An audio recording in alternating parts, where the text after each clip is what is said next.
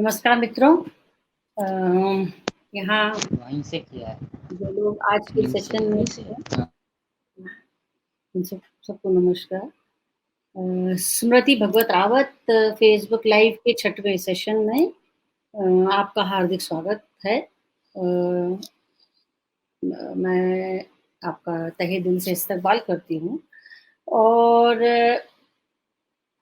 मुझे लगता है कि हर अच्छा आदमी जो हमें खड़ा दिखाई देता है दरअसल अपने तमाम नफ़ा नुकसान के साथ अपनी जगह पर खड़ा रहता है, खुद को लगातार साधता रहता है। इस आम आदमी के पक्ष में लगातार रचनारत रहे भगत रावल के जीवन और लेखन के अंतर संबंधों के सिलसिले में हम पिछले 5 दिन से आपसे बात कर रहे हैं। और जैसा कि मैं हमेशा कहती हूँ सेशन के शुरू में कि ये एक इंस्टेंट त्वरित किए हुई चीज़ें हैं। जो लोग हमारे आस-पास थे, जो पिता से उस समय जुड़े, उस पुराने समय में जब वो अपना लेखन उनका ज़ोरों पर था, उनके आस-पास जो भी लोग रहे हैं, प्रगतिशील लेखक संघ के या अन्य रचनाकार मित्र, उन सब से हमने जुड़ने की कोशिश की है। उन्होंने भी हमसे जुड़ने की कोशिश की है, हमसे उन्होंने जुड़ने की कोशिश की है। तो उस कड़ी में आज ये 6वां सेशन है और अच्छा लग रहा है मुझे कि मुझे इसका एक फीडबैक भी मिल रहा है, कहीं न कहीं से लोग कह रहे हैं कि एक तरह का नवाचार है। शायद नवाचार है कि फ़ेसबुक लाइव में एक अलग तरह की एक रचनाकार के ऊपर हम लगातार 4 या 5 दिन से बात कर रहे हैं। वो भी उसके जीवन के पक्ष को लेकर भी बात कर रहे हैं। जो द्वंद पिछले 5 सेशन में इस पर बड़े-बड़े जो हमारे आस-पास साहित्यकार, रचनाकार रहे हैं, उन्होंने इस पर बात की है कि रचनाकार का जीवन और लेखन के बीच में साम्य जो होता है, वो कैसा होता है, कितना होना चाहिए और वो कितना ज़रूरी होता है पाठकों के लिए, दर्शकों के लिए, जो उसे लगातार इंस्पिरेशन लेते हैं या उसको उनसे अपने जीवन में के मूल्य ग्रहण करते हैं या सीखते हैं। तो उस सिलसिले में भगवत रावत पर हम लोग जो बातचीत कर रहे थे, उसमें जो आज हमारे साथ मेहमान जुड़े हैं, वो भी उतने ही आत्मीय और हमारे अपने हैं। हमारे साथ आज हैं बलराम गुमाश्ता जी, वरिष्ठ कवि बलराम गुमाश्ता जी, मंजूषा गांगुली जी, लाल मिश्र जी और सुबोध चतुर्वेदी जी। आप सबका मैं स्वागत करती हूँ और ये बिल्कुल उसी तरह उस धार में खड़े हुए हैं जैसे मुझे केदारनाथ अग्रवाल की कविता याद आती है, इन सब के जीवन को देखते हुए भी, क्योंकि मैंने कमोबेश इन सब के जीवन को जाना है। कुछ 2 या 3 लोगों को तो मैं बहुत आत्मीय तरीके से जानती हूँ। तो मुझे लगातार इन सब लोगों के बारे में सोचते हुए या पिता के बारे में सोचते हुए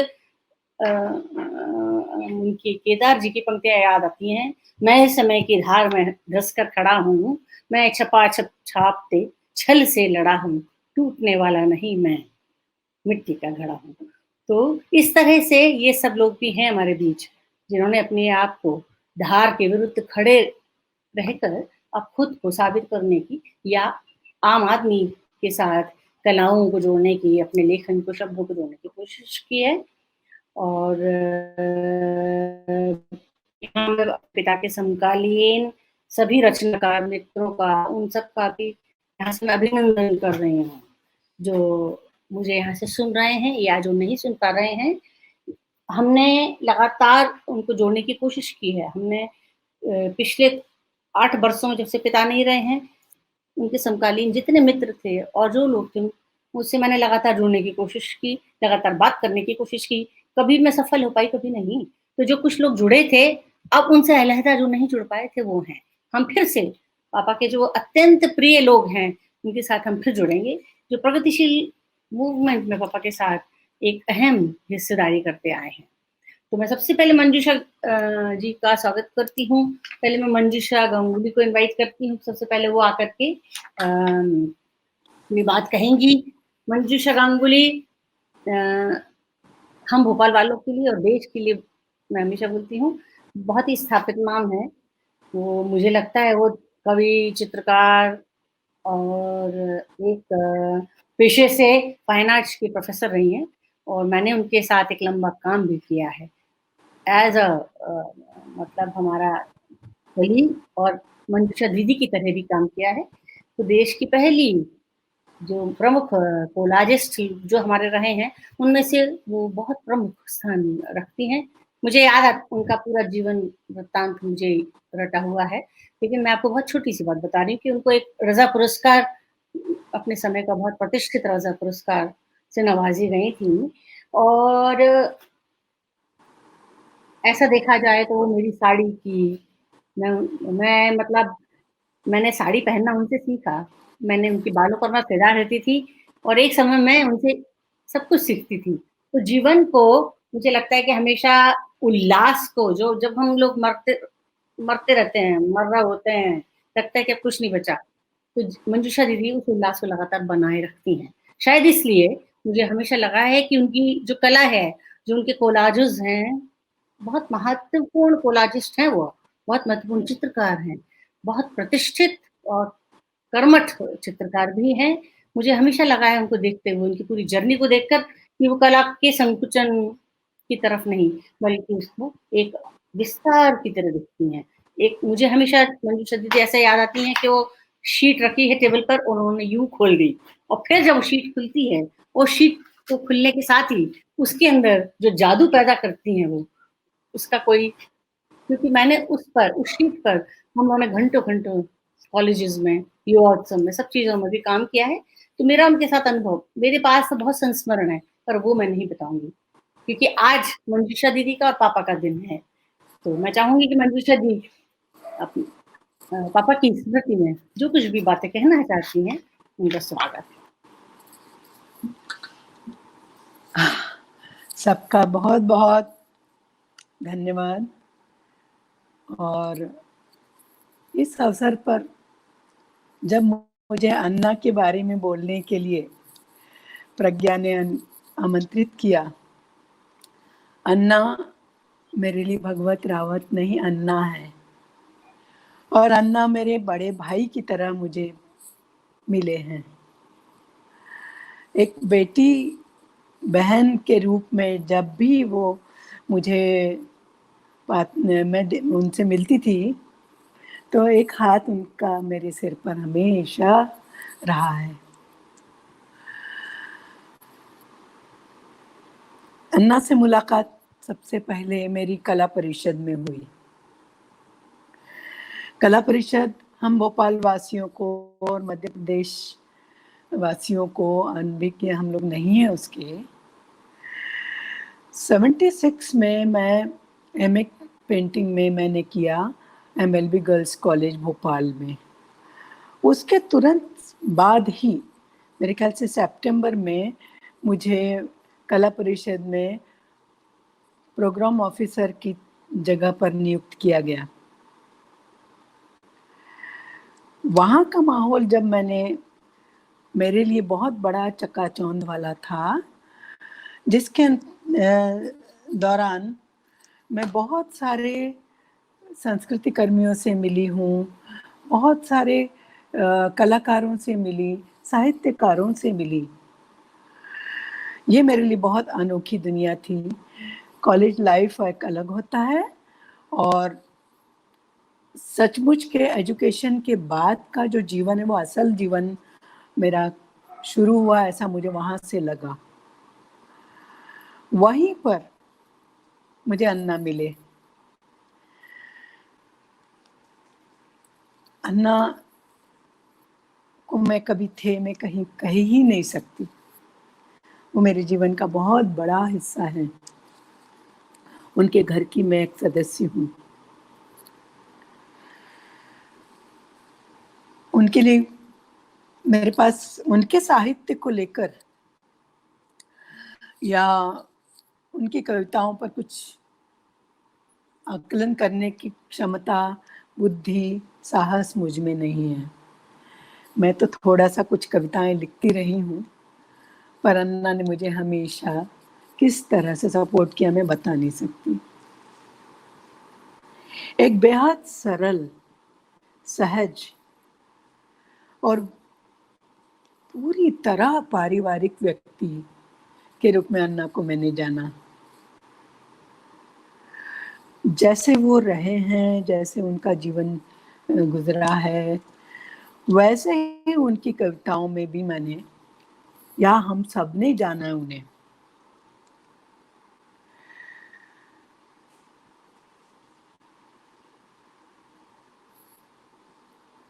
अन्ना के लिए मैं क्या कहूँ।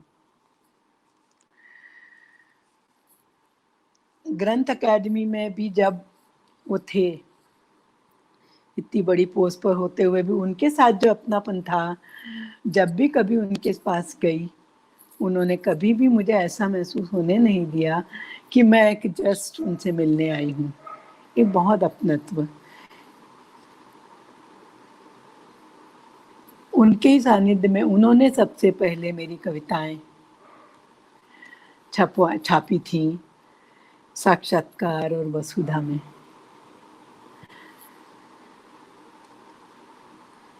हिंदी ग्रंथ अकादमी की याद मुझे इसलिए है, एक तो मैं मराठी भाषी, हिंदी प्रदेश में मैंने अपना सारा जीवन बिताया, एजुकेशन से लेकर, बचपन से लेकर बड़े होने तक। मराठी को अब मैं पूना में आ गई हूँ, तो मराठी की जो कमियां हैं वो मुझे पूना में आकर रियली महसूस होती हैं। पर मध्य प्रदेश में ग्वालियर का जन्म होने के कारण और भोपाली पूरा पृष्ठभूमि होने के कारण मराठी में बहुत कुछ हिंदीकरण मेरा झलकता है।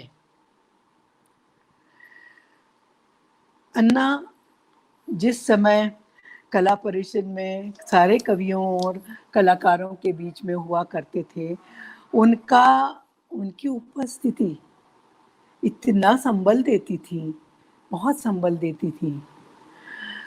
एक चित्रकार के रूप में स्थापित होने की जो मेरी जद्दोजहद थी, शुरुआत थी, कोलाजेस में करती रही हूँ। कोलाजेस को लेकर उनके साथ मेरा एक बहुत बड़ा अनुभव है। उनका सबसे पहला कविता संग्रह समुद्र के बारे में, उस कविता संग्रह के लिए उन्होंने मुझसे कहा था कि मंजूषा, मेरे कविता संग्रह का कवर तुम्हें बनाना है। मैं बहुत घबरा गई थी कि मैं इतने बड़े कवि का इस कविता संग्रह को मैं डिजाइन करूं, ये मेरी क्षमता कहाँ है। मेरा ये लाइन डिजाइनिंग का उस तरह से नहीं था। पर मैंने उनसे कहा ठीक है, मैं बनाऊंगी। जब मैंने बहुत कोशिश की कि मुझे ऐसा बनाना है, मैं अधिकतर कार्बन पेपर्स का इस्तेमाल करती थी, क्योंकि मैं कला परिषद में मेरा अपना एक चैम्बर हुआ करता था, छोटा सा एक रूम था जहाँ यही फाइलें और यही कार्बन पेपर्स और टेलीप्रिंटर्स, इन्हीं कागज़ों के बीच में मैं लंबे समय तक रहती थी। तो मुझे उसी समय ऐसा सूझा था कि मैं इन्हीं वस्तुओं का इस्तेमाल करूँगी। विदिशा में मेरे ख्याल से 77 की बात होगी, जब सारे कवि, हम सब लोग विदिशा में कविता पाठ के लिए सब आमंत्रित थे। उस समय मेरे कम से कम 45 कोलाज वहां पर एग्जिबिट हुए थे। अन्ना भी वहां थे। मैंने तो अपने चित्रों की मेरे कोलाजेस को लेकर इतने बड़ा मंच मुझे मिलेगा ये मैं सोच ही नहीं सकती थी। वो मेरा पहला अनुभव था। जिस समय मुझे अन्ना ने समुद्र के बारे में कविता संग्रह के लिए कवर बनाने की बात कही, तो उस कविता संग्रह को लेकर सबसे पहले तो मुझे कविताओं से होकर गुजरना पड़ा। और उस दौरान मेरे लिए हिंदी भाषा बहुत कठिन सी लग रही थी। और मुझे ऐसा लगा समुद्र के बारे में, मतलब समुद्र तो आना चाहिए मेरे चित्रों में, मेरे कवर के लिए। फिर मैंने कहा समुद्र तो बहुत अलग सा हो जाएगा, जिसमें उसके बारे में मैं क्या बताऊंगी। करते करते ना मैंने अपनी तरह से कुछ स्केचेस किए थे। आखिर में सत्येन कुमार उन दिनों में बहुत सबके जाने पहचाने हैं, तब भी थे। तो उनसे मैंने सलाह की, मैंने कहा कि यार मैं तो बिल्कुल ही अजनबी हूँ। तो बोले तुम्हें कुछ करना नहीं, मैं सब देख लूंगा। फिर सत्येंद्र जी के साथ में शायद बात हुई होगी, तो वो कवर तो उन्होंने बनाया, लेकिन अंदर का रेखांकन मेरा है। वो भी एक बहुत बड़ा अनुभव था, जिसमें मेरे एक कवि के साथ में उसके किताब में छपना और बहुत बड़ा बड़ा सम्मान मेरे लिए, या मैं अपनी इतनी अदनी सी में कहाँ से मुझे वो ढूंढकर उन्होंने मुझे कोशिश की कि मैं वहाँ दिखूं या आऊं। खैर, अब जब मैं अन्ना के पास ग्रंथ अकेडमी में जब थे, तो मैंने कहा, अन्ना मैं मराठी से एक कला पुस्तक अनुवाद कर रही हूँ हिंदी में, तो उसका प्रकाशन कैसे होगा, मुझे तो पता ही नहीं है। तो बोले, तुम्हें क्यों फिक्र करनी चाहिए, मैं हूं ना, हो जाएगा। और ग्रंथ अकादमी से उन्होंने वो मेरा पहली पुस्तक प्रकाशित की थी, कला इतिहास भारतीय और पाश्चात्य, जिसे महाराष्ट्र सरकार की तरफ से रमेश चंद्र नारायण पाटकर, जो बहुत बड़े, बहुत बुजुर्ग, अब तो बहुत बुजुर्ग, मेरे ख्याल से अब हुए हैं कि नहीं आइडिया नहीं है मुझे, पर उनसे मैंने परमिशन ली थी ऑफिशियल, तब तक वो अलाइव थे, और बहुत अच्छे से उन्होंने मुझे वो परमिशन दी थी कि अपनी भाषा, मराठी भाषा जो है, हिंदी प्रदेश में आप ले जा रही हो, मेरे लिए और क्या चाहिए। और मैंने इसे बहुत दिल से मेरे बच्चों को, मेरे कॉलेज स्टूडेंट्स को मैंने पढ़ने लायक बनाने के लिए किया था। और इसके पीछे एक वजह ये भी थी कि मैंने अपना पूरा MA education and fine arts में मैंने भांड स्कूल से, मेरे आदरणीय गुरु लक्ष्मण भांड के स्कूल से मेरा 5 इयर्स नेशनल डिप्लोमा किया। तब भी और एमए में भी उसी पुस्तक से, मराठी से ही मैंने स्टडी की थी। एक दिन मुझे ख्याल आया, 93 की बात है शायद, कि क्यों ना मैं इस पुस्तक का प्रकाशन हिंदी में करवाऊं, हिंदी में अनुवाद करूं। तो मुझे लगता है कि शायद ये वाली मेरी दबी इच्छा उन दिनों में अन्ना के कारण ही मैंने पूरी कर पाई थी। और वो किताबों का अब मुझे गर्व होता है कि तीसरा संस्करण या चौथा संस्करण हिंदी ग्रंथ अकादमी ने छापा। मैं उसकी शुक्रगुजार हूँ अन्ना की वजह से। अब प्रज्ञा और अन्नू, गुड्डू, संवेदना, मोन्टू, ये सारी मेरी बहनें हैं, छोटी छोटी हैं। उनको छोटा से बड़ा होते हुए मैंने देखा। अन्ना के घर लगातार जाना हुआ मेरा, लगभग चली ही जाती थी ऐसे ही। जब भी देखती, प्रज्ञा खाना बना रही है, चाय ला रही है। वो जो अपनत्व वो कभी भी मैंने मिस ही नहीं किया। जो जवाहर चौक वाले घर में रहते थे जब ये लोग, फिर आराधना नगर वाले घर में भी अधिकतर जाती आती रही। मुझे अफसोस है, जब अन्ना मैं जब बाहर थी मेरे बेटे के पास, अरूप के पास, कैलिफोर्निया में, उन दिनों में उन्हें मैंने जाना कि वो हमारे बीच में। खैर, जब मैं लौटी हूँ तब प्रज्ञा से लगातार संपर्क में रही हूँ। प्रज्ञा ने मुझे पुनः मेरे भाषा को याद दिलाया, जो मेरी जन्मगत भाषा है। मराठी से मुझे फिर से रूबरू करवाया। अन्ना की किताब, अन्ना के कविताओं को मैं मराठी से अनुवाद कर सकूं, ये मुझे याद दिलाया। मैंने बहुत डरते हुए वो अनुवाद किया है, और मैं चाहती हूँ कि हीरामन की 7वें नंबर की जो कविता है, प्रज्ञा पहले उस कविता को हिंदी में पढ़े, फिर मैं मराठी में पढ़ना चाहूंगी, जिसे मैंने अनुवादित किया है, डरते हुए, हाँ, आप सबकी अनुमति से, खेल में। हाँ, और आप वो बताएंगे कौन सा वाला स्टैंजा बोल रही हैं आप? मैं पूरा 7वें नंबर का है हीरा सुनो हीरामन का, अच्छा अच्छा। सेवन। पृष्ठ 201। नहीं, मैं तो दूसरी काम में समझ। हाँ, जिसमें ये अन्ना की निर्वाचित कविताओं वाला संग्रह में। वही रखा। क्योंकि प्रज्ञा बहुत अच्छा सुनाएगी, उसको बोल बहुत अच्छा, उसको सुनना हमें सबको अच्छा लगता है। देखो देखो 60 वाला। नहीं नहीं, 201 में, 201 वाले में, 7 वाला, खेल खेल में। खेल खेल में। अच्छा अच्छा अच्छा। 7 जो संग सुनो हाँ, हीरामन। हाँ। सुनो हीरामन जो पापा की लंबी सीरीज है उसकी एक स्टैंजा में पढ़ रही हूँ, 7वें नंबर का।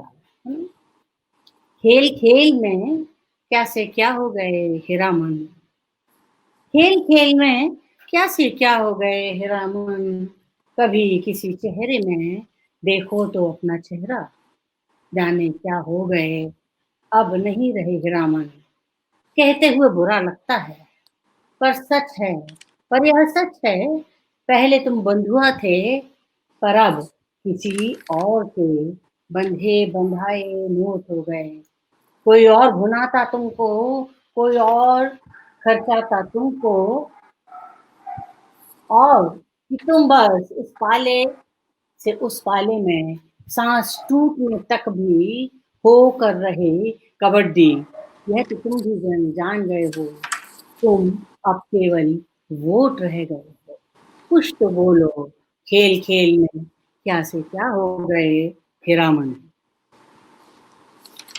बहुत अच्छे। मैंने इसमें इसे मराठी में किया है, हो सकता है मराठी सुनने वाले अभी को कितने हैं नहीं जानती मैं अभी इस समय, बट मैं मराठी आप लोगों की इजाजत हो तो बोलूं। बिल्कुल। खेळा खेळात कसे कसे बदलून गेला हीरामन, खेळा खेळात कसे कसे बदलून गेला हीरामन, कधी कुणाच्या चेहऱ्यात बघ ना आपला चेहरा, कधी कुणाच्या चेहऱ्यात बघ ना आपला चेहरा, जाणे कसा बदललास आता नाही राहिला तो हीरामन, सांगताना वाईट वाटतंय पण हेच खरं आहे, सांगताना वाईट वाटतंय पण हेच खरं आहे, आधी तू बंधुआ मजदूर होता पण आता, आधी तू बंधुआ मजूर होता पण आता कुणा तिसऱ्याचे घट्ट बांधलेले नोट झालास रे, घट्ट बांधलेले नोट झालास रे, कोणी आणखीन विकत घेई तुला, कोणी आणखीन विकत घेई तुला, कोणी खर्चेल तुला, आणि तू बस या पाल्यानंतर त्या पाल्यात श्वास तुटेपर्यंत होईलच कबड्डी, होशीलच कबड्डी, हे तर तुला पण माहित झालं असेल, हे तर तुला पण माहित झालं असेल, तू आता केवळ वोटच राहिलास रे, तू आता केवळ वोटच राहिलास रे, काहीतरी बोल, काहीतरी बोल खेळा खेळात काय ते काय होऊन गेलास हीरामन, काय ते काय होऊन गेलास हीरामन। वाह। Thank you. हाँ क्या हाँ बताएं हीरामन, ये हीरामन सीरीज से ही है ना।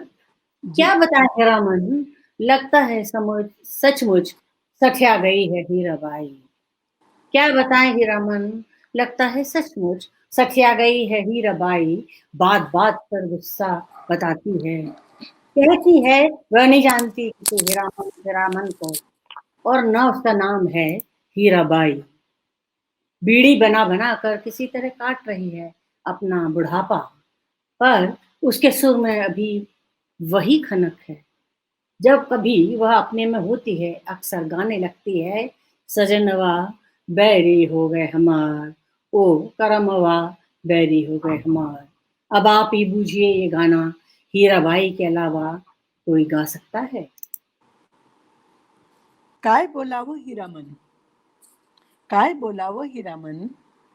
असं वाटतंय की खरोखरच साठीला आली हिराबाई, की खरोखरच साठीला आली हिराबाई. बोलता बोलता रागवत असते, बोलता बोलता रागवत असते.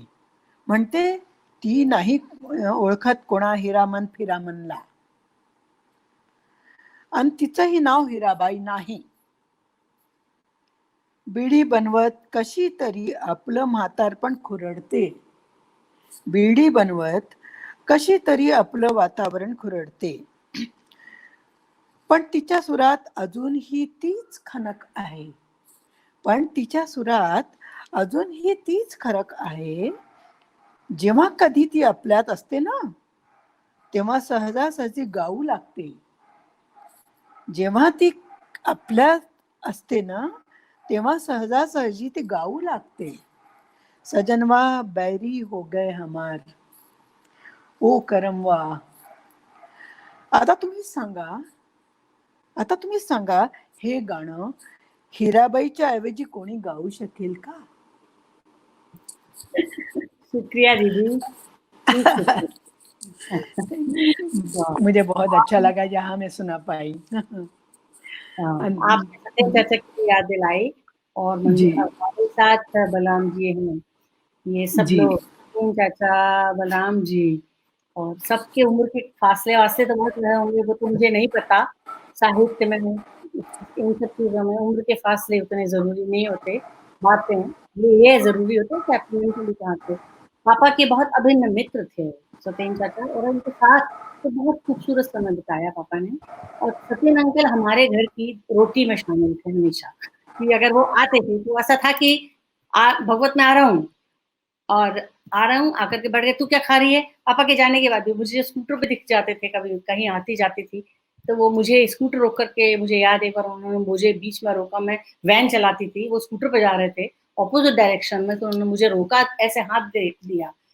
मैं रुक गई, मैंने कहा पता नहीं शायद इनको कुछ ज़रूरत है, सत्येंद्र चाचा कहाँ रोकते हैं। तो सत्येंद्र चाचा जैसे जाँबाज़ हमारे लिए तो सब अमिताभ बच्चन, शाहरुख खान की तरह थे उस वक़्त।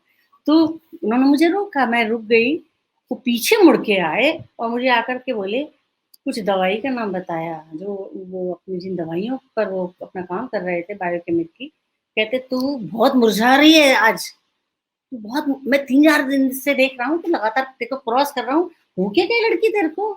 वो जैसे मुझे डाँटते थे ना, लड़की मतलब वो पापा और वो ऐसे मिलते थे सबसे, सिर पे हाथ रख दिया और ऐसे दबा लिया। तो आपको सत्येंद्र चाचा ने दबा लिया मतलब निकलना मुश्किल है। तो वो हँसते भी थे इस बात पे। मुझे बोले कि तू बहुत मुरझा रही है इन दिनों, ये खा। मतलब उनके ये प्यार, ये जो कंसर्न था, इसका कहीं कोई जवाब नहीं है।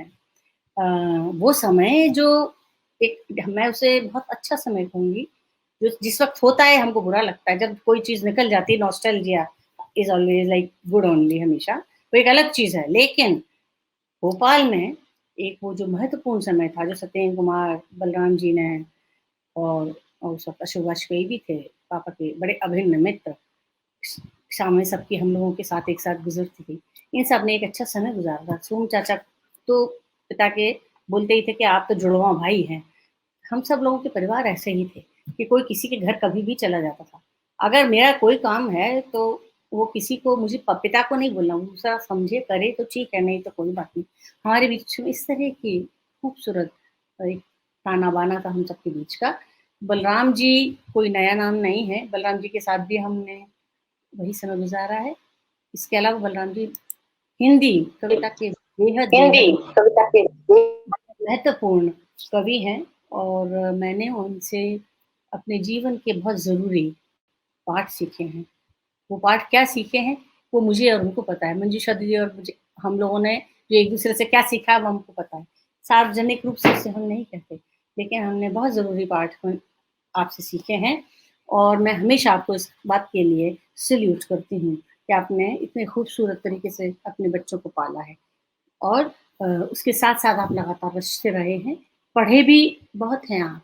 आप पेशे से इंजीनियर हैं, कृषि इंजीनियर हम जिसे कहते हैं और उनकी कविता की कुछ लाइन में चार पढ़ूंगी, बहुत सुंदर, जो मुझे हमेशा लगती है। उनकी माँ पर एक कविता है, वो लिखते हैं, नहीं रही माँ सूना पड़ा है तखत, नहीं रही माँ सूना पड़ा है तखत, कल तक इसी पर बैठी रहती थी वह, यहीं से पुकारती थी बेटा, तखत की लकड़ी में तब उमगने लगता था एक भरा पूरा पेड़।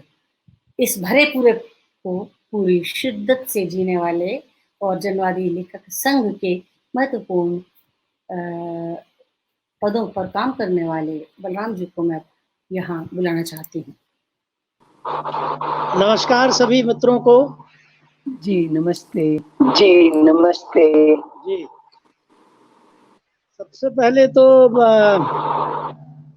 डॉक्टर प्रज्ञा, अनुपमा जी, संवेदना, श्रुति, मुकुल भाई, इस बहुत सुंदर जो कार्यक्रम की अवधारणा बनाई और जिसमें इस तरह हम सब शामिल हो रहे हैं आज और भगवत जी को याद कर रहे हैं, वो वक्त की बहुत ये समझिए कि आज इतनी बड़ी ज़रूरत है, जिसके लिए इस तरह के कार्यक्रम का जो संयोजन आप लोगों ने किया, सब इसमें बहुत बधाई के पात्र हैं।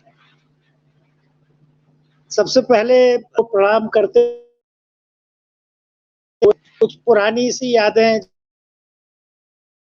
यहाँ 81 में भोपाल आया, अरुणाचल में नौकरी करने चला गया था। इंजीनियरिंग करने के बाद पंतनगर से मास्टर्स ऑफ इंजीनियरिंग करने के बाद अरुणाचल नौकरी करने चला गया, वहाँ इंजीनियर था।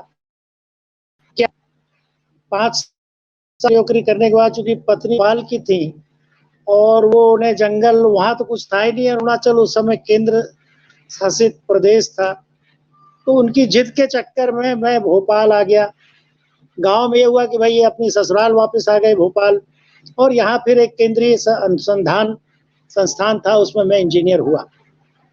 शाम को हम लोग, हमारा जो दफ्तर था वो न्यू मार्केट में था,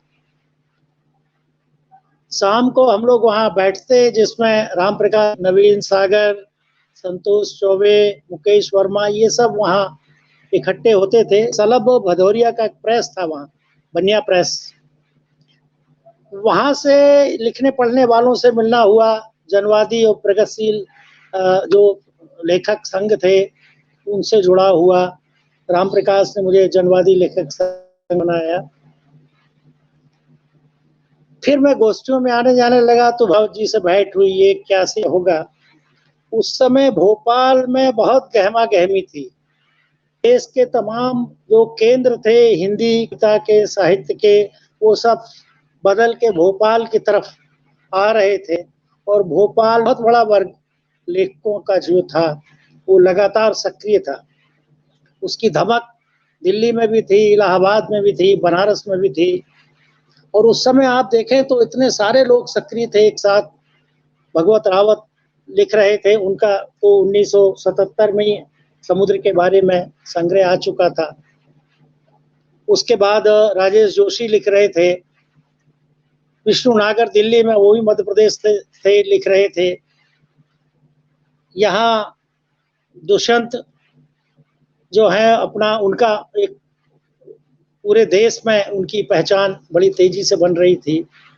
विनय दुबे थे, जिनकी कविताओं में थोड़ा सटायर होता था, व्यंग होता था, वो भी लिख रहे थे। फजल ताबिश यहाँ उर्दू हिंदी दोनों में बराबर से योगदान, एक बड़ा ग्रुप था ये। सोमदत्त उन दिनों थे, ये भगवत रावत जी के बड़े नजदीकी मित्र हुआ करते थे सब, और इन सबके साथ मिलना बैठना, कार्यक्रमों का आयोजन करना।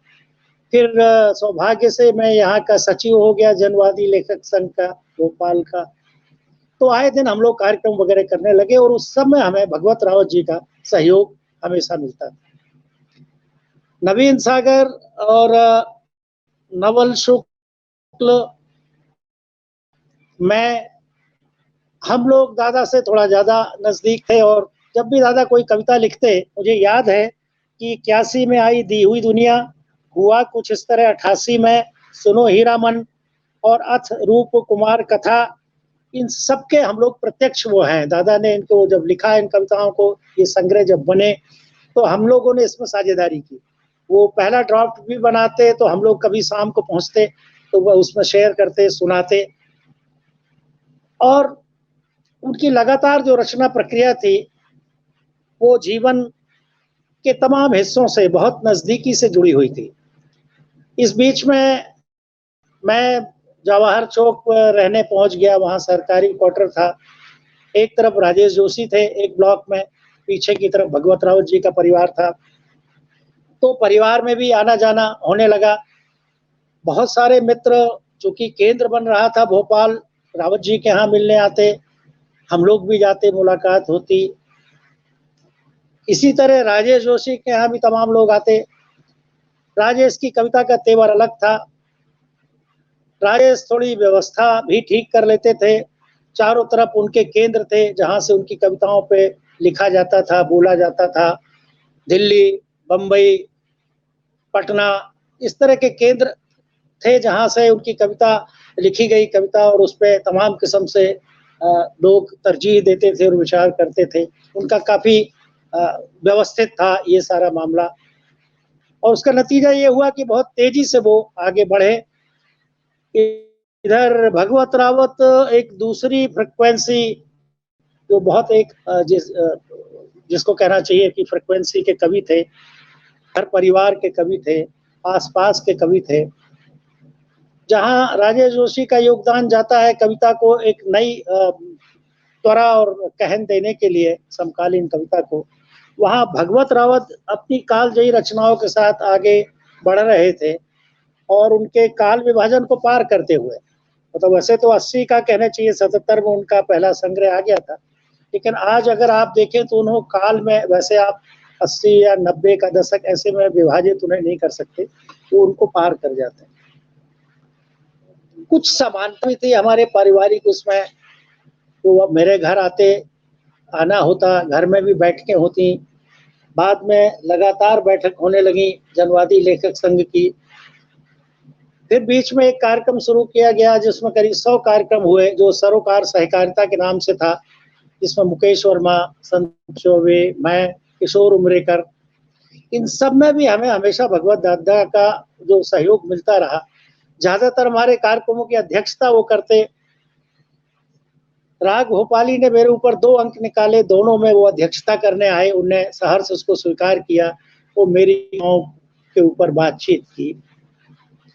हालत ये हो गई कि 1995 में जब पहली वो इंडिया टुडे का विशेषांक आया, तो उसमें जो करीब 40-42 रचनाकार कवि उसमें थे, उसमें सबसे ज्यादा उपस्थिति मध्य प्रदेश और खासतौर से भोपाल से थी लोगों की। उसमें मेरी कविता थी, एक दिन ऐसा कुछ हुआ। भगवत रावत जी ने उस कविता को इतना पसंद किया, बाद में उस कविता को लेके एक आर्टिकल भी लिखा। तो उनका आशीर्वाद हमें हमेशा मिलता रहा बड़े भाई की तरह, और पूरी रचना प्रक्रिया को वो जिस तरह से सहजता से उनकी कविता की रचना प्रक्रिया थी, कुछ बातें मैं उसके बारे में आपसे साझा करना चाहूँगा। उसके पहले कविता की 2-3 छोटी-छोटी लाइनें टुकड़े भी पढ़ना चाहूँगा। एक देखिए, कितने दिनों से कोई घर नहीं आया, एक कविता है उनकी। कितनों दिनों से कोई घर नहीं आया, यूं ही बस मिलने मिलाने, घर जैसे वर्तमान में अतीत हो गया, जैसे जीते जी व्यतीत हो गया, अब कोई घर का पता पूछता नहीं आता, खो गया हूं कहीं। ये जो आत्मीयता थी उनकी, और जिस तरह से हम सारे मित्र जब वहां पहुंचते, उन दिनों नरेश सक्सेना भी वहां आते। आप देखें तो नागार्जुन भी, एक दिन तो नागार्जुन जी से मुलाकात हुई, जी के पास वो रुके हुए थे, पीछे उनका ब्लॉक था उसमें। और सारे कवि जो हैं, त्रिलोचन जी हैं ये, और तमाम लोग उस समय थोड़े से सीनियर जो भगवत रावत जी से रहे होंगे, या मेरा ख्याल समकालीन होंगे। जैसे पर नागार्जुन जी तो सीनियर हैं, तो भवानी प्रसाद मिश्र हैं, तो कविता की उस धारा को, उस प्रोटेस्ट को, उस संघर्ष को बड़ी शालीनता से, बड़ी सहजता से, बड़ी आत्मीयता से भगवत रावत ने अपनी कविताओं में उसको आगे बढ़ाया। ये कविता का अंश मैंने इसलिए पढ़ा कि वो कितने आत्मीयता से घर परिवार की तरह हम सारे मित्रों को, लोगों को, जूनियर्स को, सीनियर्स को उस समय कुमार अंबुज ने भी, फिर दूसरी पीढ़ी में मैं था, कुमार अंबुज थे, नवल शुक्ल, नवीन तो हमसे थोड़े सीनियर थे, ये सब आने लगे और एक बहुत सुंदर माहौल और का की तरह सामने आया। उसे राजेश जी को साहित्य अवार्ड भी मिला। अशोक जी भी एक केंद्र की तरह आ रहे थे, विश्व कविता वगैरह का आयोजन वहां हुआ। बीच में कुछ जो मतभेद भी हुए भारत भवन को लेके, जो कविता साहित्य का केंद्र वहां जो बन रहा था एक एलीट किस्म का, उससे जनवादियों और प्रगतिशीलों का थोड़ा सा फिर मतभेद होना शुरू हुआ। और हालत ये हो गई कि अशोक जी जिस तरह से उनका, चूंकि भाई IAS थे और उनका एक अलग तौर तरीका था, कविता भी उनकी थोड़ी सी आयातित, थोड़ी सी नकली, तो पता नहीं वैचारिक तौर पे या ये समझिए कि संसाधनों को लेके जो भी मत फर्क हुआ। और जब उनने भोपाल गैस कांड के बाद ये कहा कि मरने के साथ कोई मरने वालों के साथ कोई मर नहीं जाता, मतलब जब उस समय भोपाल बड़े विषाद और बड़ी तकलीफ में डूबा हुआ था, तो विश्व कविता का जो आयोजन भारत भवन में हुआ, मेरा ख्याल है वो एक ऐसी दरार थी, ऐसी फाक, जहां से उनकी संवेदनहीनता को महसूस किया गया और धीरे धीरे वहां से इनका सबका मिलना जुलना जो था, क्योंकि सोमदत्त, भगवत रावत, अशोक वाजपेयी, ये बहुत बढ़िया एक ग्रुप हुआ करता था साथियों का, दोस्तों का, और विनय दुबे भी उसमें हुआ करते थे। राजेंद्र शर्मा जी उस समय काफी एक्टिव, पूर्णचंद रथ हुए, फजल साहब बहुत अच्छे दोस्त जो उर्दू और हिंदी दोनों में लिखा करते थे। तो एक जबरदस्त टीम उस समय थी। भारत भवन अपनी अलग दिशा और उनके अपने लेखक थे, जिसमें उदयन थे, मदन, ध्रुव, ये सब भी लिख रहे थे, पर राष्ट्रीय स्तर पर सबकी उपस्थिति दर्ज हो रही थी।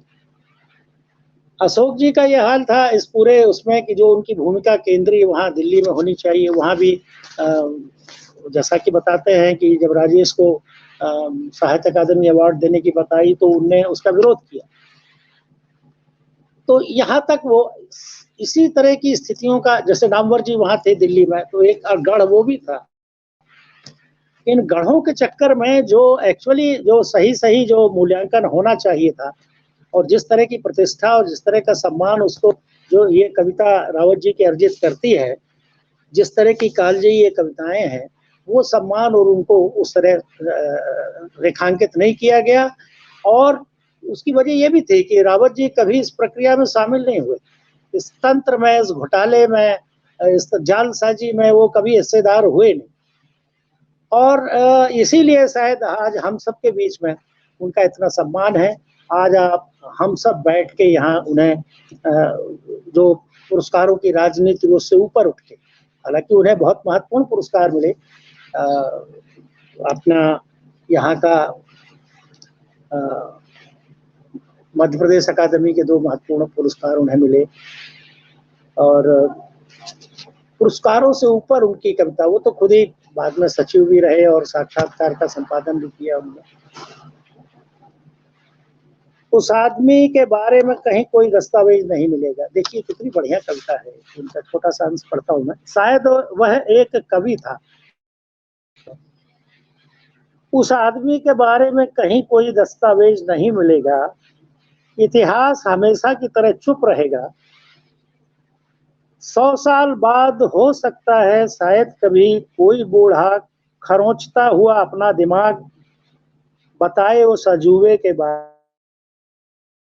में किसी को, कि उसके बचपन के जमाने में एक अध्यापक था जो भाषा पढ़ाता था, साहित्य और समाज जैसे विषयों में उसकी गहरी रुचि थी, इसलिए उस जमाने में भी वह अज्ञानी और मूर्ख कहलाता था। उसकी कई और कठिनाइयां थीं, जैसे यही कि वह अपने समय में हिंदुओं में मुसलमान और मुसलमानों के बीच हिंदू समझा जाता था। अब आप देखिए ये कविता आज जिस पीड़ा को भारतीय समाज भोग रहा है, आज जिस तरह का कहना चाहिए पोलराइजेशन हो रहा है, हिंदू और मुसलमान को बांटा जा रहा है, आज के बाद इतना भयानक प्रहार कभी समाज को बांटने का नहीं हुआ जितना इस दौर में है।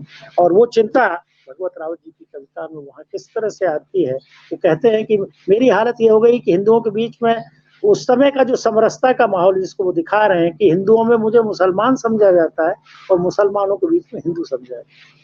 जबकि आज ये हालत है कि एक प्याज वाली कविता दो तीन बार रेफरेंस में आई है, प्याज की गांठ वाली। आप देखें जो उस कवि की दृष्टि देखिए, कालजयी दृष्टि। आज सब्जी वाले से आदमी सब्जी नहीं खरीद, सब्जी वाला थूक रहा है, उससे बोले फल नहीं, माने बेरोजगार हो गए लाखों करोड़ों व्यवसायी जो बेचारे छोटे छोटे ठेला लगाते थे। आज किस तरह का दुष्प्रचार वीडियो बना बना के किया गया कि लोग थूक रहे हैं, मुसलमान कोरोना फैला रहे हैं, कोरोना। वो प्याज की गांठ में देखो बता रहे हैं बशीर मियाँ, प्याज महंगी हो गई है और उस प्याज को जहाँ किलो 2 किलो खरीदता था आधा किलो खरीद रहा है। वो बशीर मियाँ जब उसको तौल रहे हैं तो अपने संबंधों का वजन देखिए कि वो गांठ उतारे कि ना उतारे, हल्की सी झुक रही है। अद्भुत कविता। आज कितनी प्रासंगिक है वो।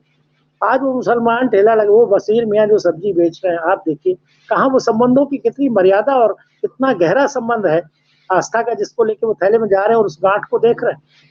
ये होती कविता।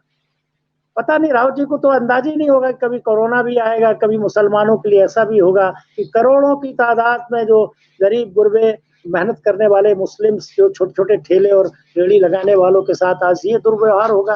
मोहल्लों में अनाउंसमेंट किया जा रहा है कि भाई मुसलमान का अगर ठेला है तो उससे आप सामान मत खरीदिए।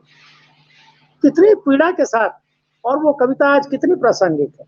इसलिए मैं बहुत बहुत आभारी हूँ बल्कि प्रज्ञा जी और अनुपमा, संवेदना, श्रुति जी का, कि संयोग जुटा है कि हम इस बहाने उन तमाम बातों को, उन तमाम चिंताओं को आज साझा कर सकते।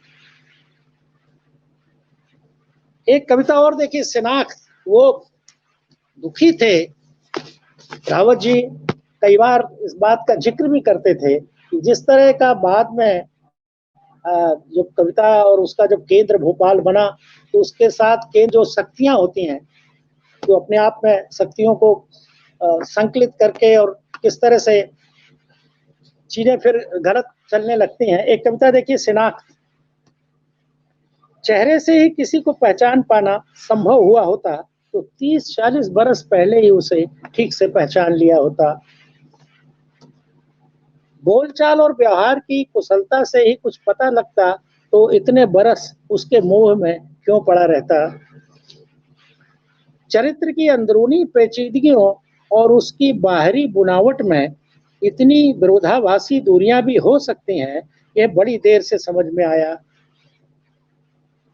दरअसल आजादी के ठीक बाद लोकतंत्र के ढीले के चाल चलन में धीरे धीरे युवा होते उस आदमी ने ये सारे पैतरे विरासत में उन दलालों से सीख लिए थे जो हमेशा ऊंट की करवट देखकर ही अपनी चाल चलते थे, जिनका झंडा होता था और दूसरे हाथ में स्वामी भक्त होने का तमगा। कुल मिलाकर यह कि उसने सीखी सी सधी हुई भाषा जो किसी को नाखुश नहीं करती, उसने गढ़े ऐसे नारे जिनसे न कोई असहमत हो, न कर सके कोई विरोध, उसने अख्तियार की ऐसी सधी हुई विद्रोही मुद्रा जिसे सिर पर खरोंच तक न आए और तेवर विद्रोही का विद्रोही रहा है। की विद्रूपताओं को, इस तरह की विसंगतियों को जब वो समाज में देखने लगे, आसपास देखने लगे, तो मन उनका थोड़ा खिन्न भी होता था और दुखी भी होता था।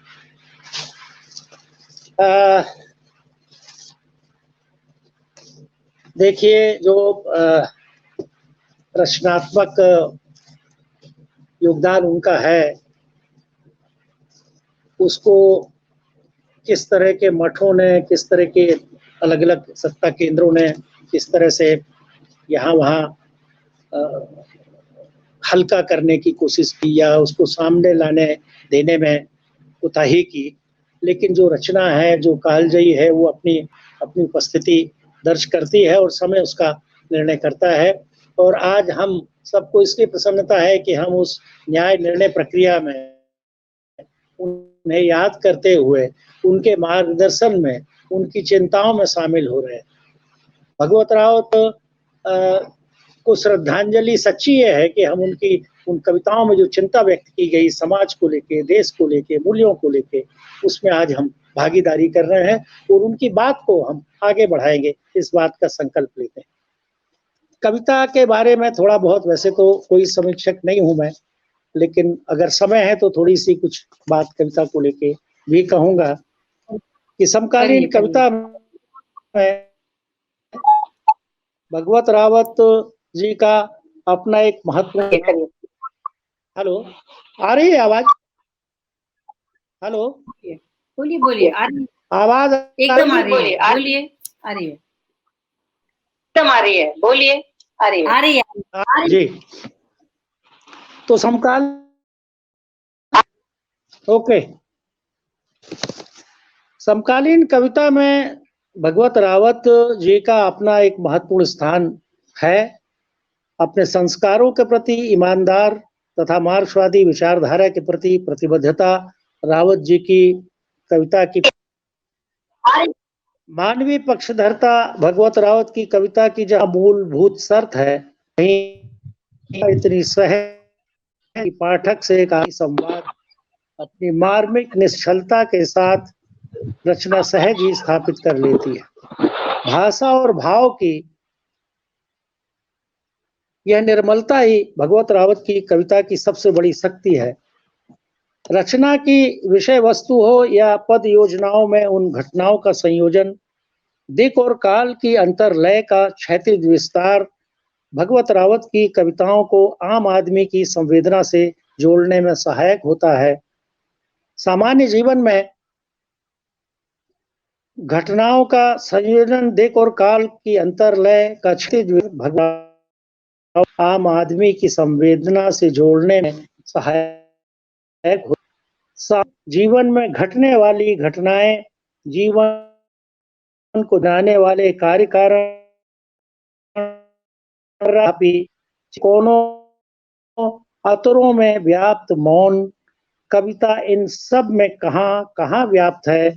संभवतः भगवत रावत अकेले ऐसे कवि हैं जिन्हें इसकी सही पहचान है। इस पहचान के साथ ही उनकी रचनाएं उस पुरुषार्थ को भी जगाती हैं जो मनुष्य की जागृत चेतना, मनुष्यता और अंततः स्वतंत्रता कामना से भर देती है। जाहिर है एक रचनाकार ऐसा योगदान रचनात्मक लेखन में भूमिका के लिए पाठकों द्वारा सराहा गया है। उनकी प्रकाशित पुस्तकें पर जहां उन्हें प्रतिष्ठित पुरस्कारों से सम्मानित किया गया, वहीं उन्हें कविता में सहजता के राग को एक महत्वपूर्ण मूल्य की तरह स्थापित भी किया है, जो उल्लेखनीय है। कवि की अधिकतर रचनाएं जन सामान्य के जीवन में व्याप्त विडंबना और उसके जटिल समीकरणों का समाधानकारी हल खोजने जैसे भ्रम की बजाय उन सूत्रों, संघर्षों का अनुसंधान भी करती हैं जो मनुष्य को बचाए रखने और उसकी अस्मिता की पहचान के लिए ऊर्जा स्रोत का काम करती हैं। इस प्रयत्न में यह महत्वपूर्ण है कि ना तो वह कोई बहुत दूर की कोणी लाने की का प्रयास करते दिखाई देते हैं, न कोई अतिरिक्त उद्यम। अपनी प्रकृति के अनुरूप सहज सार्थक बातचीत में कविता कुछ इस तरह स्पंदित होती है कि समकालीन कविता में भी आप रागात्मक आयामों और प्रबंध कविता का सुख भी प्राप्त करते हैं। यह कविता आपसे इस तरह परिचित कराती है कि अंततः हम मुक्त होने की प्रक्रिया से गुजरते हुए अपनी गतियों विगतियों से सीधा साक्षात करने में समर्थ होते हैं। भगवत रावत जी का जीवन इतना व्यापक सांसारिक अनुभवों से भरा पूरा रहा है और भाषाविद के नाते भाषा पर अधिकार की वह इतना महत्वपूर्ण सृजन करने में समर्थ हो सके।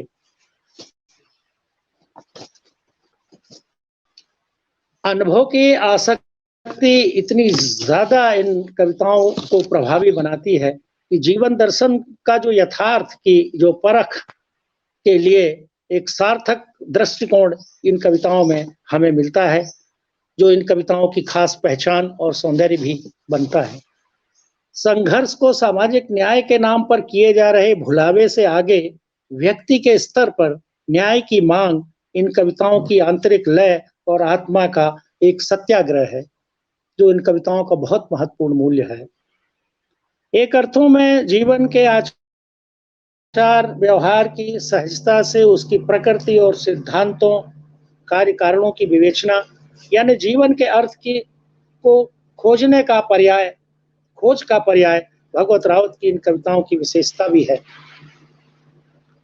रावत जी की कविताओं में बिखरा और मनुष्य के टूटने का धार्मिक स्वर उसकी पीड़ा है, जिसका मूल स्वर दुनिया के किसी भी कोने में दुखी मनुष्य के साथ संगत करने, खड़े होने और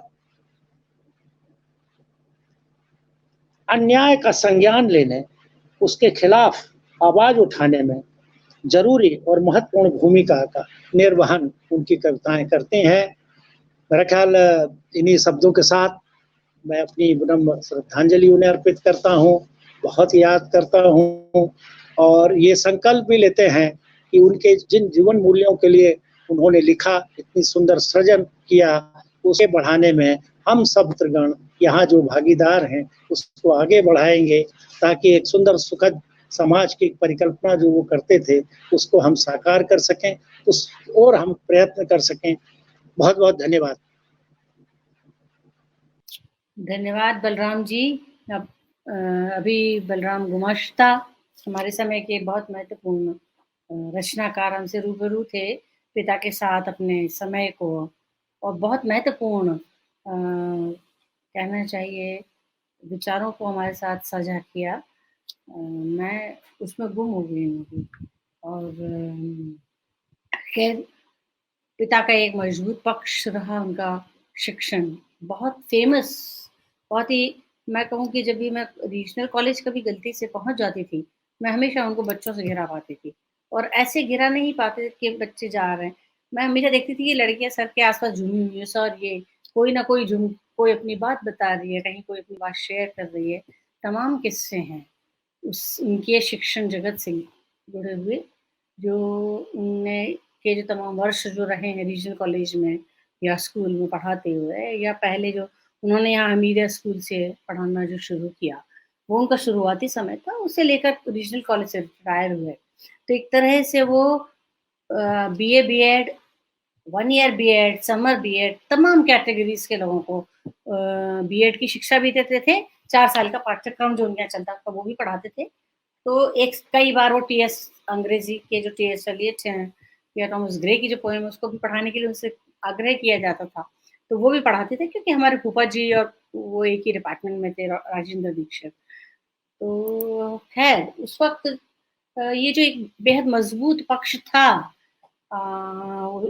शिक्षण वाला, उसमें से सुबोध चतुर्वेदी जी आज हमारे साथ हैं, जो उनकी शिष्या भी रही हैं और खुद एक समर्थ कवि और कहानीकार हैं। बहुत अच्छी संवेदनशील कहानी और कविताएं हमने लगातार उनकी राग भोपाली में भी पढ़ी हैं, और बल्कि उनका जो पहला संग्रह है एक और बसंत, अगर मैं गलती नहीं कर रही हूँ तो उसका जो शीर्षक है एक और बसंत है, और वो पापा से लगातार जुड़ी रहीं और उनका जुड़ाव भी एक विद्यार्थी के नाते शुरू हुआ था। समर में शायद, जहाँ तक मेरा ख्याल है, बीएड करने आई थी, सेंट्रल स्कूल में पढ़ाती थी सुबोध आंटी, और बीएड करने आई थी और इस तरह से जुड़ाव हुआ। चूँकि वो लिखने पढ़ने की शौकीन रहीं, तो एक नेचुरल स्वाभाविक जुड़ाव हुआ हम सब लोगों के साथ। तो हमारे घर उनका आना-जाना लगातार बना रहा। हमारे घर में शादियों में, सब में उनकी लगातार उपस्थिति रही है। हमेशा वो हमारे बीच रही हैं और इन दिनों वो ग्वालियर में रह रही हैं। उनकी कविता की एक बहुत सुंदर लाइन है, जो मैं कविता प्रेमी ज़्यादा हूँ तो कविताओं पे बहुत हमेशा अटक ही जाती हूँ। बहुत सुंदर पंक्ति है उनकी कविता की एक, गाड़ी के साथ-साथ गुम होते चेहरों में कोई एक चेहरा होता। गाड़ी के साथ-साथ गुम होते चेहरों में कोई एक चेहरा होता, नम आँखों को बरबस सुखाने की कोशिश करता। उनकी तमाम कविताओं में से मुझे ये 4 पंक्तियाँ बहुत अच्छी लगती हैं।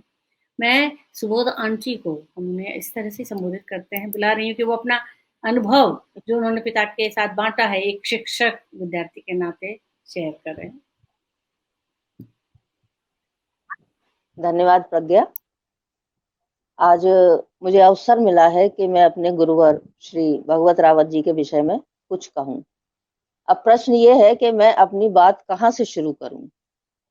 उस विराट व्यक्तित्व को कुछ शब्दों में बांध पाना, एक तो समय सीमा के कारण, दूसरे मेरी अपनी अभिव्यक्ति के सीमा के कारण शायद उतना संभव नहीं होगा। लेकिन फिर भी आज जो अवसर मिला है, इस पे मैं कुछ न कुछ अपने हृदय के उद्गार आप सबके सामने रखना चाहूंगी। मेरी सबसे पहली मुलाकात सर से बीएड के लिए जब मैं इंटरव्यू देने रीजनल कॉलेज गई थी, तब पहुंची थी, तब हुई थी। उससे पहले मेरा उनसे कोई पूर्व परिचय नहीं था। मन ही मन में यह सोच कर गई थी कि मुझे किसी भी प्रश्न का जवाब नहीं देना है। कारण यह है कि मैं नहीं चाहती थी कि मेरा वहां एडमिशन हो। तो मैंने मन में सोच लिया था। कारण ये था कि मेरा बेटा जो है उस समय 2.5 वर्ष का था और मेरे मातृत्व को ये एक चुनौती थी कि मैं अपने तीनों बच्चों को ग्वालियर छोड़कर 1 साल के लिए भोपाल में रहूं। ना तो उससे पहले घर से निकली थी, ना ही मुझे हॉस्टल में रहने का कोई अनुभव था। तो स्वाभाविक है, इंटरव्यू में सब्जेक्ट एक्सपर्ट के रूप में आदरणीय सर उपस्थित थे। उन्होंने मुझसे साहित्य से संबंधित कुछ प्रश्न करने चाहे और मैं एक रटा रटाया जवाब देती रही कि सर मुझे एमए किए बहुत वर्ष हो गए हैं, अब कोई याद थोड़ी रहता है इतने वर्षों बाद। फिर भी वो घुमा फिरा कर पूछते रहे और हर प्रश्न का एक ही मैंने जवाब दिया कि मुझे तो कुछ भी याद नहीं है, बहुत साल हो गए। फिर उन्होंने दूसरी तरीके से मुझे घेरा, पूछा कि अच्छा आपकी कुछ तो रुचियां तो होंगी, कुछ तो करती होंगी। मैंने कहा हाँ, मुझे पढ़ने का शौक है और कभी कभी छुटपुट लिख भी लेती हूँ। तो वो एकदम सजग हो गए, बोले अच्छा बताइए आप क्या क्या पढ़ती हैं। तो मैंने कहा घर में कुछ पत्रिकाएं आती हैं, उन दिनों साप्ताहिक हिंदुस्तान, धर्मयोग, सारिका, नवनीत, इस तरह की पत्रिकाएं हुआ करती थी।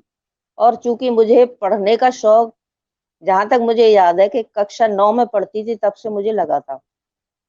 तो ये शौक क्या था, बिल्कुल चस्का था कि मुझे जब तक मैं पढ़ूं नहीं तो मेरा खाना हजम नहीं होता था। किसी भी तरह से जो है मुझे कुछ न कुछ पढ़ना था। तो स्वाभाविक है, उसके बाद बात उपन्यासों पर चली। मैंने कहा कुछ उपन्यास मैंने लाइब्रेरी से लेकर बहुत पढ़े हैं। कौन सा आपका खास पसंदीदा राइटर है? मैंने कहा मुझे विमल मित्र बहुत पसंद है, मुझे आशा पूर्णा देवी पसंद है, खास तौर से बंगाली लेखक। तो उसके बीच में उसी से संबंधित उन्होंने प्रश्न करने शुरू किए और मैं समझ ही नहीं पाई कि ये भी मेरे एक इंटरव्यू का हिस्सा है। और मैं फटाफट बड़े आराम से उन चीजों के जवाब देती गई, ये सोचकर कि अब इंटरव्यू तो खत्म हो ही चुका है, यह तो एक सहज सामान्य बातचीत हो रही है। लेकिन मुझे जब पता चला कि मेरा चयन कर लिया गया है और मुझे बीएड में एडमिशन मिल गया है, तो सच कहूं मैं सिर पकड़कर बैठ गई। मैं बिल्कुल नहीं चाहती थी कि मैं अपने बच्चों को छोड़कर 1 साल के लिए हॉस्टल में रहूं। उस समय मुझे लगा मेरा दुर्भाग्य सामने आ गया। लेकिन कुछ समय बाद मुझे महसूस होने लगा कि नहीं, शायद यह मेरा सौभाग्य था। यदि मेरा एडमिशन नहीं होता तो सर जैसे उदार व्यक्तित्व से, सहज सरल जो थे, सुदर्शन व्यक्तित्व से मेरा परिचय भला कैसे होता। तो इस तरह से फिर धीरे धीरे क्लासेस शुरू हुई, कुछ मित्रताएं हुई सहेलियों की साथ में। तो जब सर क्लास में आते थे तो उनका नियमित कार्यक्रम था, सबसे पहले वो अपनी घड़ी उतार कर टेबल पर रखा करते, फिर शर्ट की दोनों बाहें फोल्ड करते, उसके बाद चौक लेकर वो ब्लैक बोर्ड पर जाते। तो उनकी इस क्रियाकलाप को लेकर हम लोगों के बीच में आपस में थोड़ा सा हंसी मजाक चलता। हम लोग कहते अब सर ने दंगल में उतरने की तैयारी कर ली है। तो खैर ये बात अलग है। उसके बाद में जब भी हम कोई भी असुविधा होती, कुछ क्लास में नहीं पूछ पाते, तो बेहिचक उनके कक्ष में चले जाते थे और वे अपने व्यस्त समय में निकाल कर हम लोगों की शंकाओं का समाधान अवश्य किया करते थे। 1 साल खैर जैसे तैसे कट गया। जब चलने का वक्त आया तो फेयरवेल हुई, उसके बाद सभी लड़कियां ऑटोग्राफ ले रही थी। मैं तो चूंकि घर से पहली बार निकली थी, मुझे यह भी नहीं पता था कि कोई ऑटोग्राफ बुक भी बाजार में आती है। तो मैंने तो अपनी डायरी का एक पन्ना खोलकर उनके सामने रख दिया कि आप अपने हस्ताक्षर कर दीजिए। तो बोले अच्छा। तो उन्होंने उसमें जो पंक्तियां लिखी, उन्होंने लिखा कि आप एक बहुत संवेदनशील महिला हैं और आपके पास शब्द हैं, अभिव्यक्ति है, भाषा है, तो आप इसका भरपूर उपयोग करिए, चाहे लेखन चाहे कविता हो, कहानी हो, लेख हो, लिखिए, लेकिन कुछ भी लिखिए। तो यह उनका लिखना मेरे लिए सूत्र वाक्य बन गया। तो मुझे तब मैं ऐसे ही लिखती थी, कोई गंभीरता नहीं थी लेखन को लेके। फिर मुझे लगा कि हाँ, सचमुच अगर मेरी क्षमता को उन्होंने पहचाना है और मुझे ये निर्देश किया है कि मुझे लिखना चाहिए, तो निश्चित ही मुझे लिखना चाहिए। उसके बाद में मैंने सेंट्रल स्कूल में सर्विस ज्वाइन की और रिटायरमेंट के बाद मेरी लेखन शैली, मेरा जो लेखन था उसमें गति पकड़ी। धीरे धीरे उनको पता लगा, ग्वालियर जब भी आते थे हमेशा हमारे घर आते थे, कभी यहीं ठहरते, कभी बाहर ठहरते, लेकिन बिना मिले नहीं जाते थे। उनके आने से हमारे घर का वातावरण बड़ा ही उल्लासमय हो जाता था। उस समय हमारी माताजी थी, पति थे, बच्चे थे, तो सब इतने ऐसे घुल मिल जाते, ऐसा लगता था कि जैसे एक जीवंतता घर में आ गई है। उनके वो ठहाके लगाना, उस पर हम लोग भी जो किस्से सुनाते थे, हम लोग भी खूब हंसा करते। और सबसे बड़ा सौभाग्य उनकी कविताओं को सामने बैठकर सुनने का मुझे बहुत कई बार अवसर मिला। मैंने हमेशा जो है उनकी कविताओं को उनके मुख से सुना। एक आध बार तो जब कविता लिख रहे थे तो उन्होंने मुझे फोन पर भी सुनाई कि देखो मैं ये कविता लिख रहा हूँ। तो इतना सहज सरल व्यक्तित्व था सबसे। फिर उन्होंने कहा कि तुम लिख लिख कर रख रही हो डायरी में, ये कोई तरीका नहीं है, उसको बाहर लाओ, निकलो, तुम गोष्ठी वगैरह में जाना शुरू करो। लेकिन मेरी हिम्मत नहीं थी कि मैं गोष्ठियों में जाऊं, कभी घर से बाहर ऐसे निकली नहीं थी। लेकिन फिर ये तय हुआ कि अच्छा, एक काव्य संग्रह छपवा लिया जाए। कुछ कविताएं इकट्ठी हो गई थी, तो मेरी बेटी ने वो पांडुलिपि बनाई, तो सर बोले हमारे पास भेजो। मैंने उनके पास बड़ी संकोच के साथ भेज दी, क्योंकि मुझे लगा कि ये तो सब बचकानी कविताएं हैं, इसमें से ज्यादातर तो रिजेक्ट होके आने वाली हैं। लेकिन मुझे बड़ा ताज्जुब हुआ कि जब उन्होंने उस संग्रह के लिए कविताओं को छांटा और स्वयं उसका संपादन किया, स्वयं उसका प्रूफ भी किया, और उन्होंने भोपाल में ही छपवाई, और उस काव्य संग्रह का नाम दिया गया एक और बसंत। तो वह सोचिए मेरे लिए कितना खुशी का क्षण था कि जो मैं कभी सोच भी नहीं सकती थी, वो मेरा काव्य संग्रह बनकर तैयार हो गया। जब मैं भोपाल गई तो बच्चों के साथ बिल्कुल पारिवारिक संबंध हो चुके थे। प्रज्ञा वगैरह सब बोलने लगी, आंटी आज तो ट्रीट बनती है, आज तो आपको कुछ खिलाना पड़ेगा। मैंने कहा हाँ चलो चलते हैं। तो सर ने बोले कि नहीं ट्रीट, बोले ये क्यों देगी, हम देंगे, इतना बड़ी उसकी उपलब्धि है तो वो तुमको खाना भी खिलाएगी, हम लेके चलेंगे। तो वो बड़े सहज भाव से सबको हम लोगों को लेके गए, हम लोग डिनर करके आए।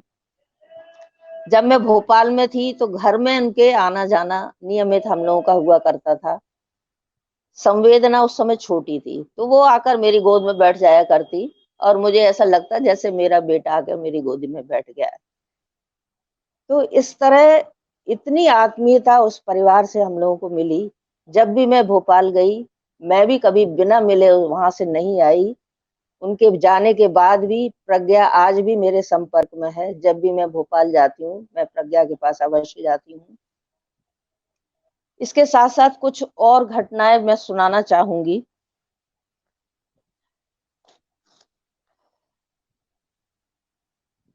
पहला काव्य संग्रह, उसके बाद मेरी कविताएं, मुझ में थोड़ी हिम्मत आई तो मैंने दूसरा काव्य संग्रह तैयार किया, जिसे नाम दिया था अपना आकाश। उस समय सर काफी बीमार हो चुके थे, उनकी डायलिसिस नियमित चल रही थी। लेकिन मेरा कहना यह था कि आप मेरे संग्रह के लिए भूमिका आप ही लिखेंगे। तो वो फोन पे कहते थे कि नहीं, मेरे अब आजकल हाथ कांपने लगे हैं, मैं नहीं लिख पाऊंगा, तुम किसी और से लिखवा लो। तो मैं कहती ठीक है, किसी और से लिखवाऊंगी, लेकिन जब तक आपका लिखा उसमें नहीं आएगा तब तक मेरा संग्रह नहीं छपेगा। तो जब मेरी जिद उन्होंने देखी तो मेरी जिद का उन्होंने मान भी रखा। तो बोले अच्छा ऐसा करो, तुम अपनी 8-10 प्रतिनिधि कविताएं मेरे पास भेज दो, मैं प्रज्ञा से सुन लूंगा और प्रज्ञा को ही डिक्टेट कर दूंगा, वो तुम्हारे पास भेज देगी। और हुआ भी यही। मेरी जिद को उन्होंने सम्मान दिया और एक पेज उन्होंने प्रज्ञा के मार्फत मेरे पास लिख कर आया। वह दूसरा संग्रह प्रकाशित हुआ। उसके बाद मेरे 3 कथा संग्रह और एक उपन्यास भी आ चुका है। लेकिन सच कहूं तो हर मौके पर जब भी उसका कोई लोकार्पण होता है, कोई भी कार्यक्रम होता है, मुझे सर की बेहद याद आती है।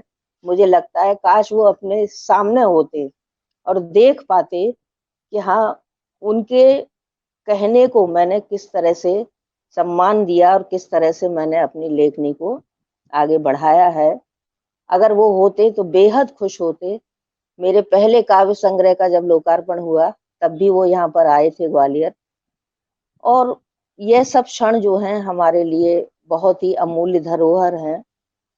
आज भौतिक रूप से वो बेशक हमारे पास नहीं है, लेकिन फिर भी मैं ये मानती हूँ कि वो कहीं नहीं गए हैं। हमारे पास हमारे शुभेच्छु के रूप में, हमारे शुभ चिंतक, और कहीं ना कहीं से अपना स्नेह और आशीर्वाद लौटाते हुए निश्चित ही वह हम लोगों के आसपास होंगे। उनकी कविता के विषय में तो बहुत बात हो चुकी है। उनके सब काव्य संग्रह मेरे पास है, मैंने सब पढ़े हैं, और कई दफा एक आध बार ऐसा भी हुआ है कि कोई कविता मुझे समझ में नहीं आई है तो उन्होंने मुझे उसको समझाया भी है कि इसका मतलब ये है।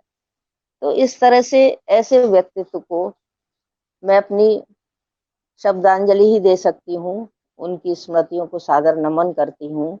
साथ में आप सबको भी नमस्कार। शुरुआत हो गई और मैं आप सबका अभिवादन करना भी भूल गई और इस भावावेश में बह गई कि पता नहीं मैंने क्या कहा। है जो भी है, नमस्कार।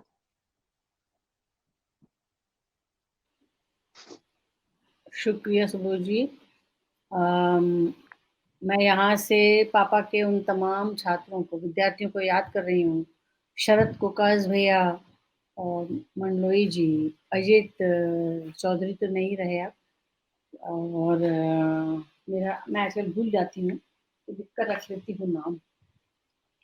खैर, शरद बिल्लोरे को, शरद हाँ, और अतुल व्यास भैया को, सबको याद कर रही हूँ यहाँ से। मैं चाहती थी कि कोई ना कोई आकर बोले, अपने समय को बांटे जो उसने पापा के साथ जिया है। तो इस कड़ी में सुबोध आंटी आपका बहुत बहुत शुक्रिया। मैं अमूमन आपको सुबोध आंटी ही बोलती हूँ, और आपने खूब प्यारी बातें कही।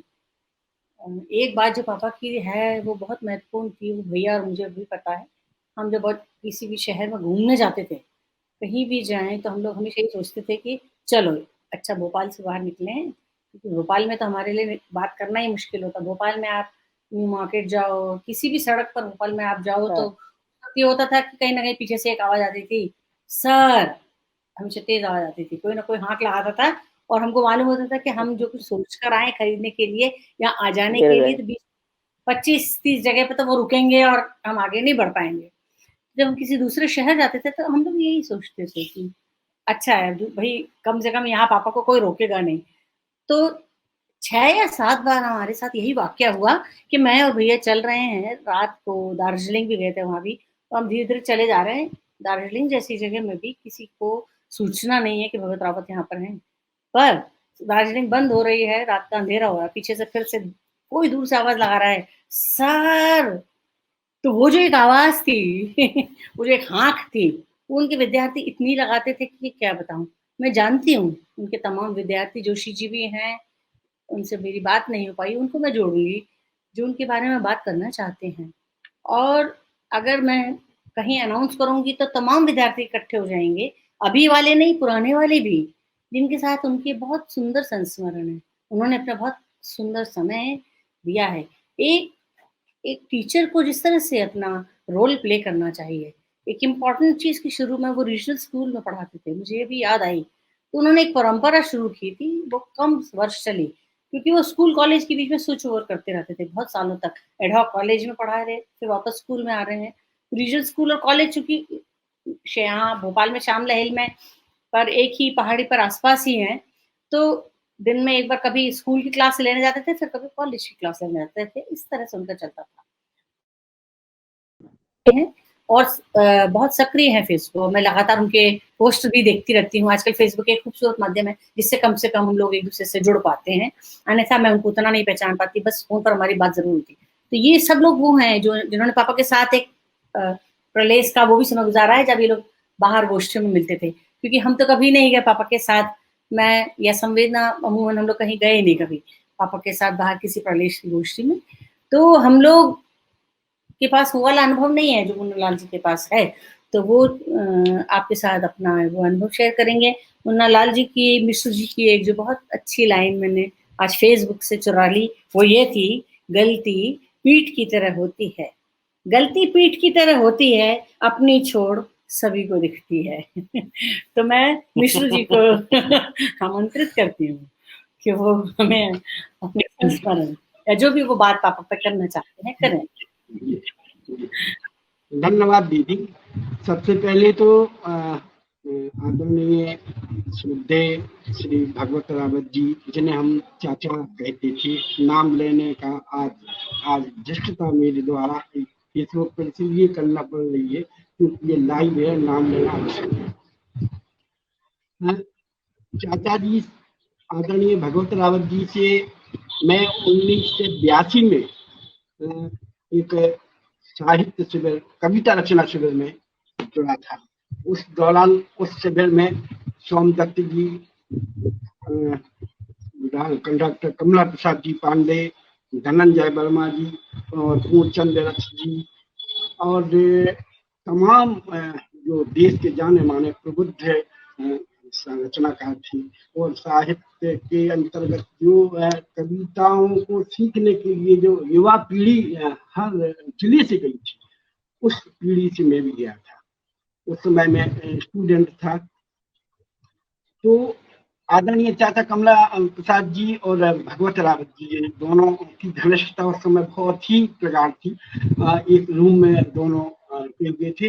आदरणीय चाचा भगवत रावत जी ने कहा, बेटी तुम कहाँ से हो? मैंने कहा मैं टीकमगढ़ से हूँ। टीकमगढ़ से?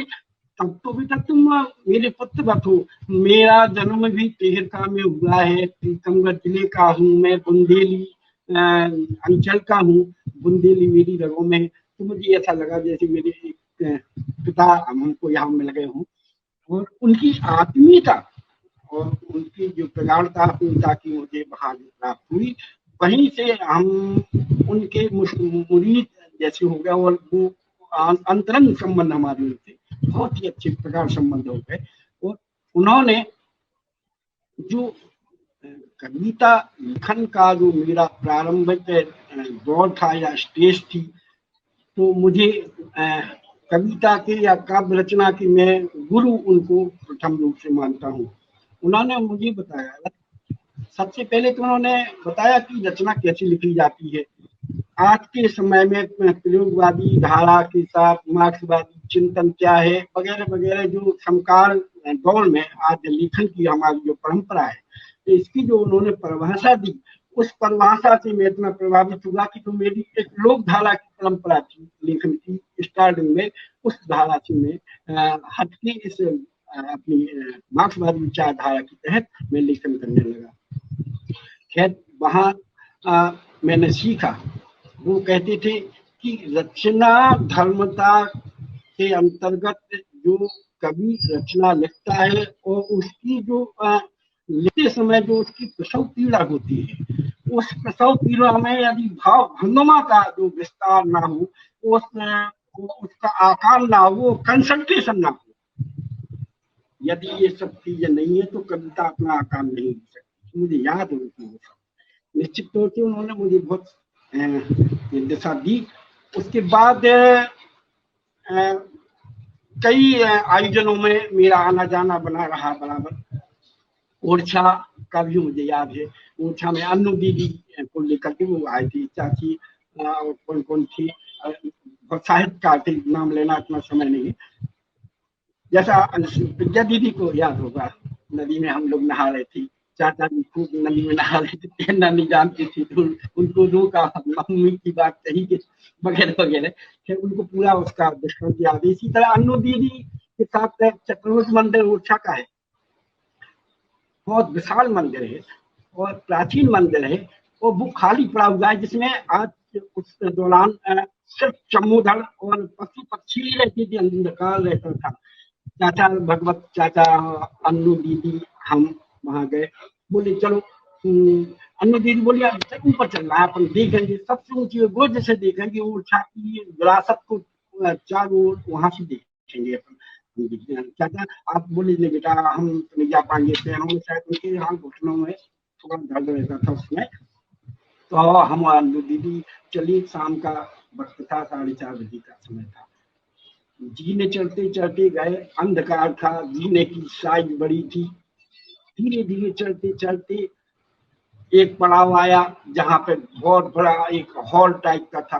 फिर जीना चढ़ते गए, दूसरा पड़ाव आया, तीसरा पड़ाव आया, अंतुगत्ता ऊपर पहुंची। ऊपर से बहुत सिंहावलोकन किया, ऊर्जा की धरोहर जितनी भी वहाँ की जो प्राकृतिक चीजें, वहां से पूरा हम लोगों ने दर्शन किया, अवलोकन किया। खैर वहां से शाम को जब हम लोग नीचे उतरे, अंधकार था, भूल गए जीना। एक जीना से उतरे, दूसरा जीना मिल ही नहीं रहा था, अंधकार में घूमे, चम की आवाज हमको डर लगा।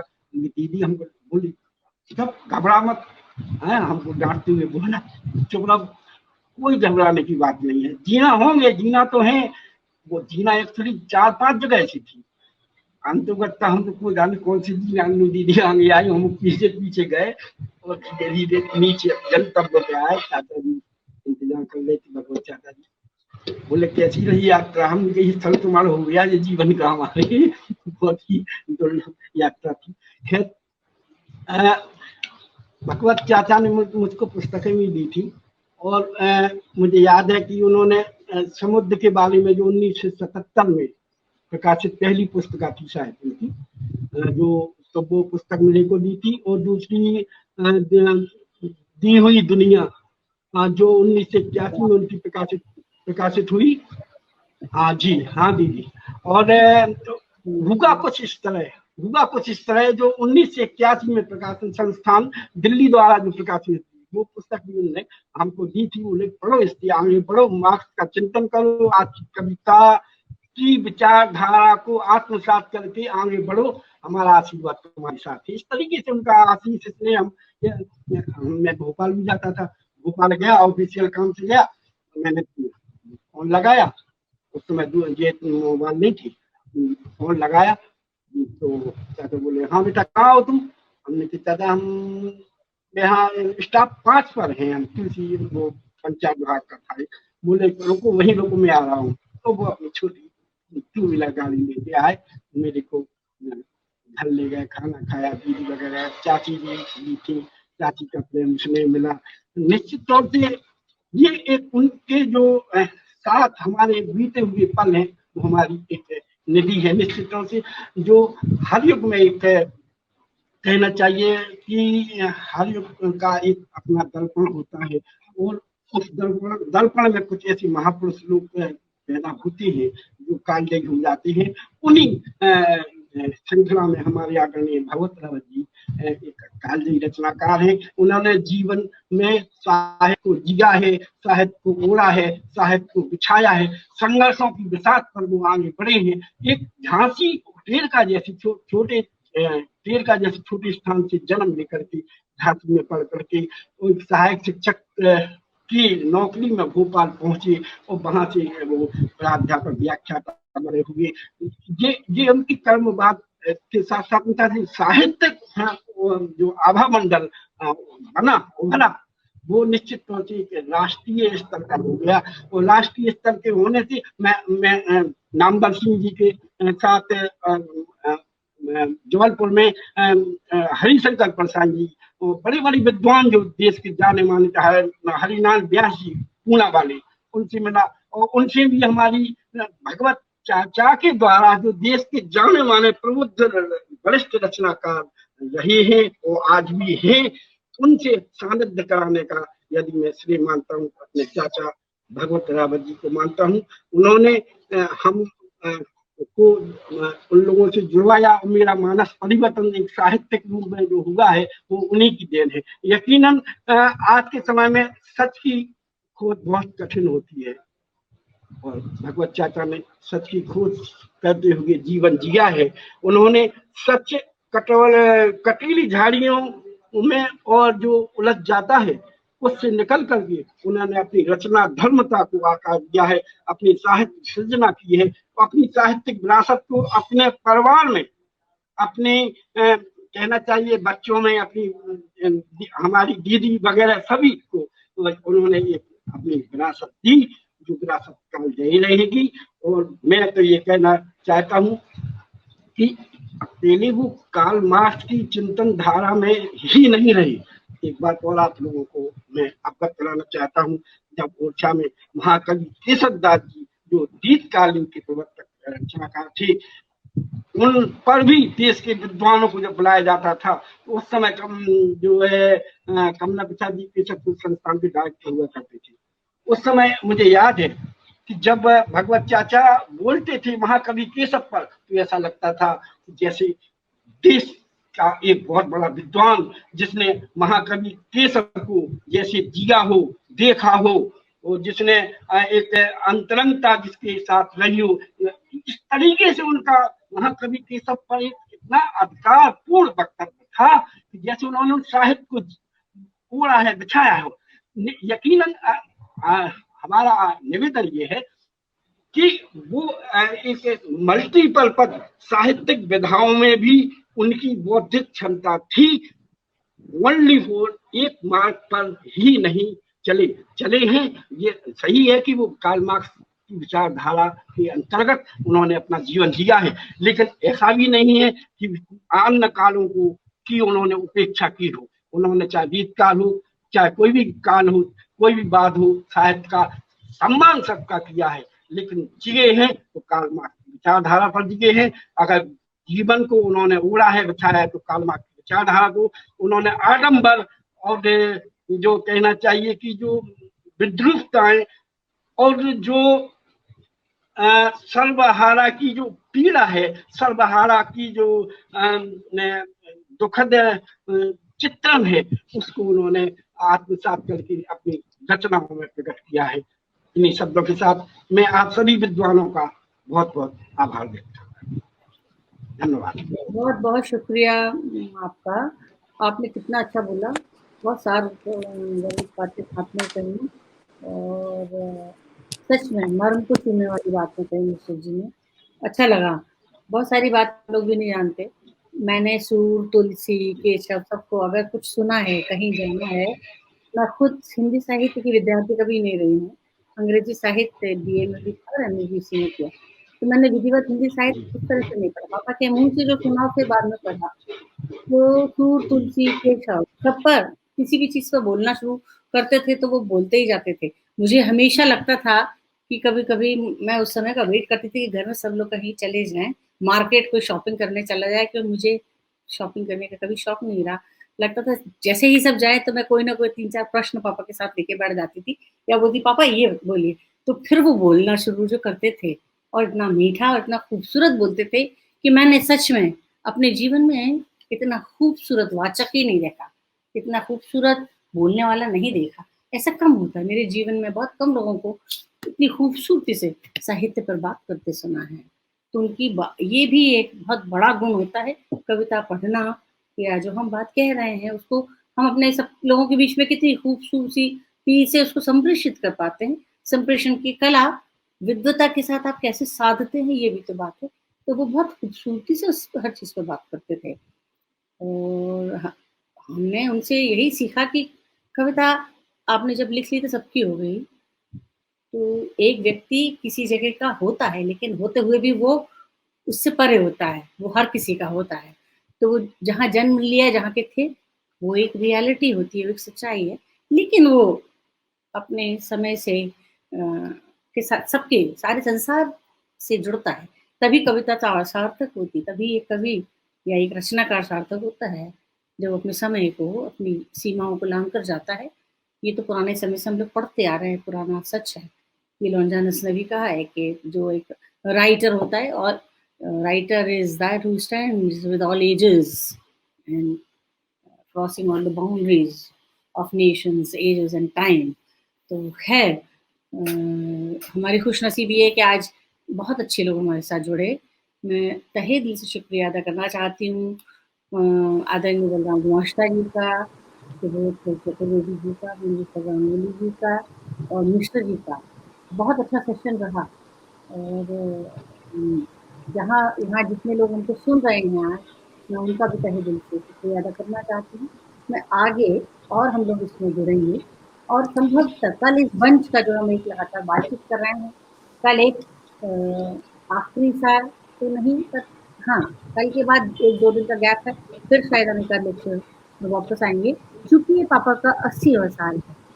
पापा 80 साल के होते हैं, इसलिए ये महत्वपूर्ण है, इसलिए हम इसको उस तरह से सार्थक बातचीत में तो परिवर्तित करना चाहती हूँ, क्योंकि इन चीज़ों के बारे में बात होनी ज़रूरी होती है। तो मैं फिर से सबका शुक्रिया अदा करना चाहती हूँ, जो हम सबसे जुड़े रहे हैं और कल भी जुड़िए।